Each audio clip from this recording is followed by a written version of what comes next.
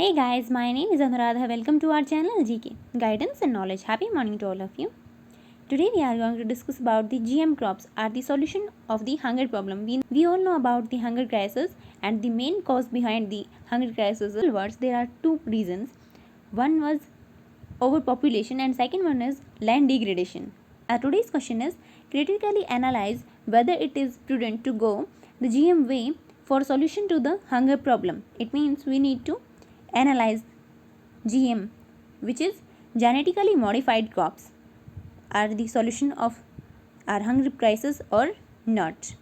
So let's see significance of this question that can be asked in GS paper 3 under the headings of science and technology and the major crops. Then finally the cropping patterns in various parts of the country. Our introduction would be, let's see some data.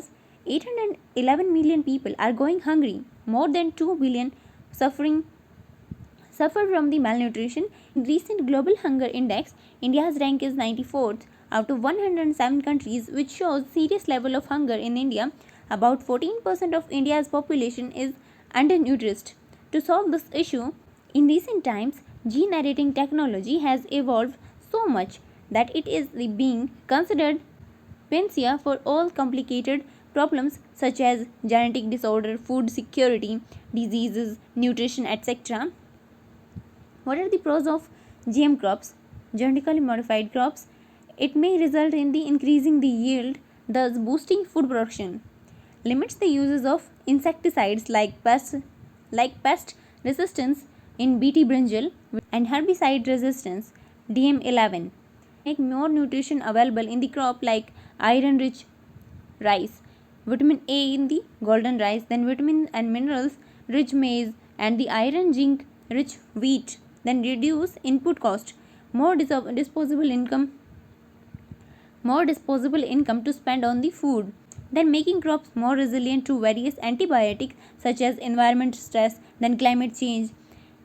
These all properties make the GM crops, genetically modified crops, to contribute to food security, which fights against the poverty, hunger and nutrition problems. But there is ethical and health issues and even biodiversity issues with the introduction of GM crops. First one is enough food is produced. Issues are with accessibility and affordability because of high cost. Then cellular and molecular impacts are not fully understood till now. Then no scientific study has been done measure long-term impact about the GM crops. Then reversible changes to environment, then human health, wealth, biodiversity loss, wildlife and ecological impact. Then countries lack strong regulatory framework too about the GM crops. How to regulate them? We will discuss about them later.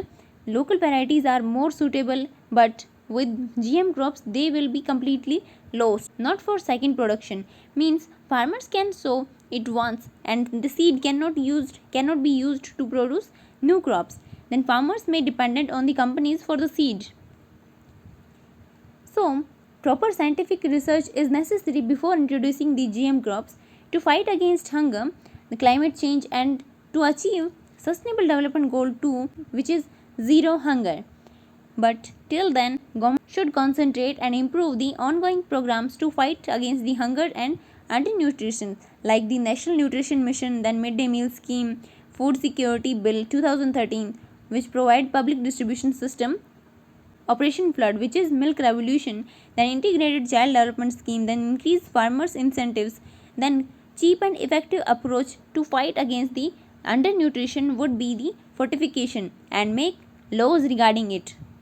Then our conclusion would be, no technology is good or bad in itself. All depends on how it is put to use.